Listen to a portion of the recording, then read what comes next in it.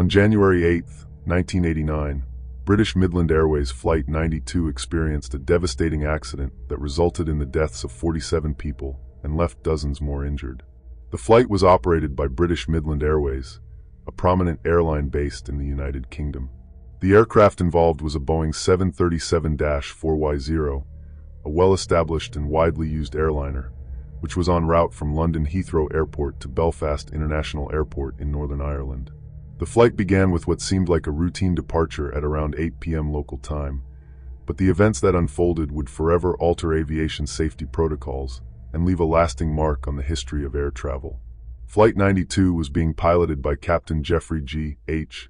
Irwin and First Officer David McClelland, both experienced aviators with thousands of hours of flying time.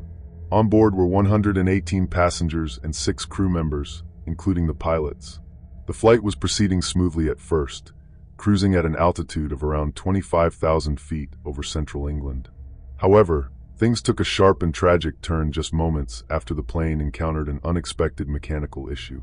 At around 8:20 p.m., the Boeing 737 suffered a catastrophic failure in its left engine. The left engine's fan disc disintegrated due to a metal fatigue issue, causing the engine to malfunction. The crew was immediately alerted to the failure by a loud bang and sudden engine vibrations.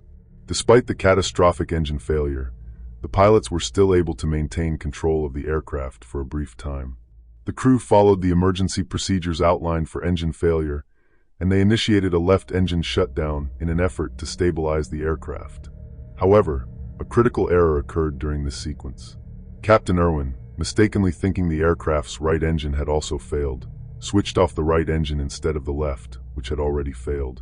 This mistake led to the aircraft losing both engines, which drastically reduced its power and caused it to begin losing altitude rapidly. The loss of power meant the aircraft could no longer maintain flight and began a descent toward the ground. As the plane descended, it became clear that the pilots were struggling to keep control, especially given the reduced engine power. The aircraft was now in a gliding state with minimal power, and the flight crew began to prepare for an emergency landing. They made a mayday call to air traffic control, indicating they were experiencing a serious in-flight emergency. At this point, the crew was heading toward East Midlands Airport, which was relatively close and would be the best option for an emergency landing. However, due to the loss of engine power and the rapid descent, the pilots faced enormous challenges in trying to keep the plane stable and line it up for a safe landing. As the aircraft neared the airport, the crew attempted to land on runway 27 at East Midlands Airport, but the loss of power meant the aircraft was descending too steeply to complete the approach safely. The plane ultimately crashed in a field near the airport, located in Leicestershire, England, at around 8:25 p.m., just 3 minutes after the initial mayday call. The crash was violent, and the aircraft broke apart upon impact, causing a massive fire. The aftermath was chaotic, with emergency responders racing to the scene of the crash to assist survivors and contain the flames. 47 people lost their lives, including 3 crew members and 44 passengers, many of whom died due to the fire and impact injuries. The remaining 74 people aboard, including 3 crew members and 71 passengers, were injured but survived. Among the survivors was a British Midland employee who had been aboard the flight as a passenger. In the aftermath of the crash, an extensive investigation was launched by the Air Accidents Investigation Branch, AIB, the UK's aviation safety body. The investigation determined that the cause of the crash was primarily due to pilot error, combined with the mechanical failure of the left engine. The investigators found that metal fatigue had caused the failure of the left engine's fan disc, a problem that had gone unnoticed by both the airline and the aircraft manufacturer. The fan disc's failure had resulted in massive vibrations that damaged the engine structure and caused it to malfunction. However, the critical error occurred when Captain Irwin, believing that the left engine had failed completely, inadvertently shut down the right engine instead. This mistake left the plane with no engine power and resulted in the subsequent loss of altitude. In addition, the crew's decision-making was hampered by the confusion and chaos that followed the engine failure. The loss of power and the failure to correctly diagnose the issue resulted in the aircraft entering a rapid descent that led to the crash. The investigation also found that the safety procedures for dealing with in-flight engine failure were not fully understood or followed, contributing to the pilot's decision to shut down the wrong engine. The accident highlighted a failure in pilot training, particularly in dealing with the critical decision-making required during an engine failure emergency. Additionally, the investigation pointed to the lack of proper maintenance and checks of the aircraft's engines, which had not caught the metal fatigue problem before the flight. In the wake of the crash, British Midland Airways, along with other airlines, faced scrutiny over their maintenance procedures, especially regarding the inspection of critical engine components. The incident led to significant changes in aviation safety protocols, particularly in relation to engine inspection and pilot training.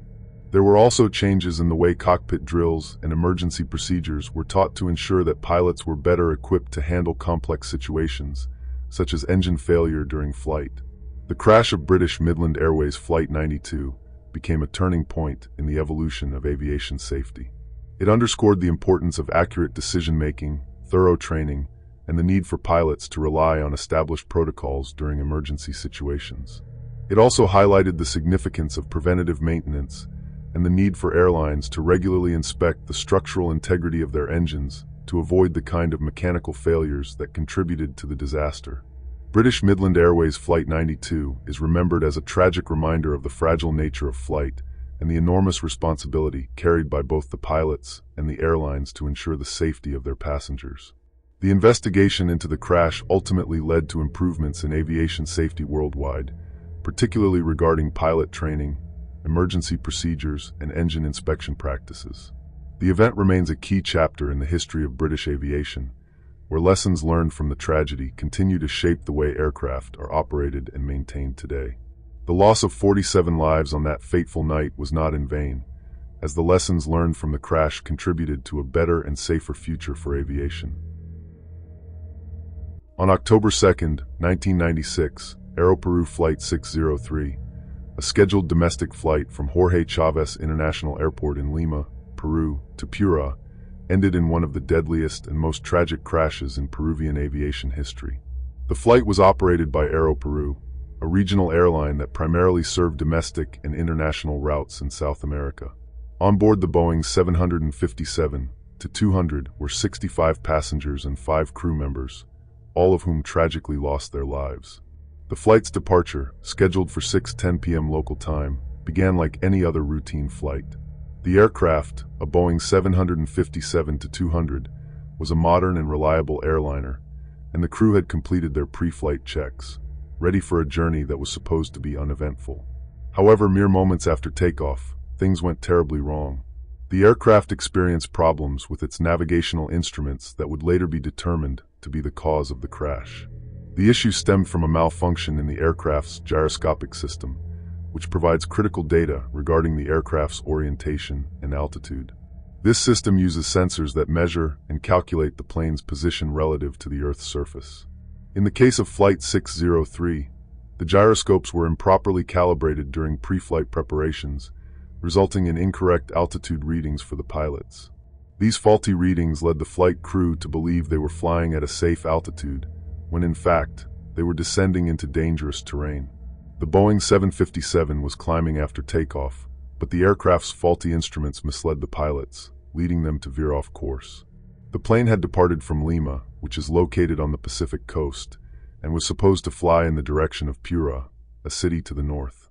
However, the aircraft's faulty instruments caused it to fly toward the cliffs, a steep and hazardous section of the Andes Mountains, just north of Lima. By the time the pilots realized something was wrong, it was far too late. The plane had already deviated significantly from its intended path and was heading toward the cliffs. The first officer, attempting to correct the situation, made an attempt to climb, but the altimeter readings were not registering correctly. The aircraft's descent continued, unnoticed by the flight crew, who were unaware of their perilous proximity to the mountains. The Pasamayo Cliffs, known for their rugged and steep terrain, are notorious for being difficult to navigate, especially under low visibility conditions. The area is particularly dangerous for aircraft flying in the region due to the altitude and sharp geography of the mountains. The Boeing 757, which was supposed to be climbing away from the airport, instead crashed into the mountainside at around 6:45 p.m., approximately 35 minutes after takeoff. The crash site was located about 90 kilometers north of Lima. The impact was catastrophic, and the fire that ensued from the crash was intense. The resulting explosion left little hope for survival. All 70 people on board, including 65 passengers and 5 crew members, died instantly. Among the passengers were a mix of local Peruvians and foreign nationals. There were no survivors. The wreckage was scattered across the mountainside, making it difficult for rescue crews to immediately access the crash site. A search and rescue operation was launched soon after the crash, but by the time the wreckage was found, it was clear that there were no survivors. The aftermath of the disaster prompted an extensive investigation into the cause of the crash. The Peruvian Civil Aviation Authority, with the assistance of the National Transportation Safety Board, led the investigation. The probe revealed that the cause of the crash was instrument failure, primarily due to the improper calibration of the aircraft's gyroscopic system before takeoff. This calibration error led the pilots to receive false altitude readings, causing them to misjudge their position and descend into the mountainside. The investigators found that the aircraft was equipped with the necessary instruments to navigate safely, but the incorrect calibration of the gyroscopes made those instruments unreliable. This, coupled with the failure of the flight crew to realize the fault in their instruments and correct their flight path in time, led to the fatal crash. One of the key takeaways from the investigation was the importance of thorough pre-flight checks and ensuring that all navigation and flight instruments are properly calibrated before departure. This incident highlighted the critical role that accurate instruments play in the safe operation of modern aircraft. Furthermore, it demonstrated the potentially disastrous consequences when pilots are faced with faulty or misleading data, especially in a challenging flying environment. The crash of Aeroperu Flight 603 became a landmark case in the history of aviation safety, and it brought greater attention to the role of training and procedures in ensuring that such errors do not occur. It was a painful reminder that even a highly advanced aircraft like the Boeing 757, with its sophisticated instruments, can be rendered unsafe if those instruments are not properly calibrated or functioning correctly.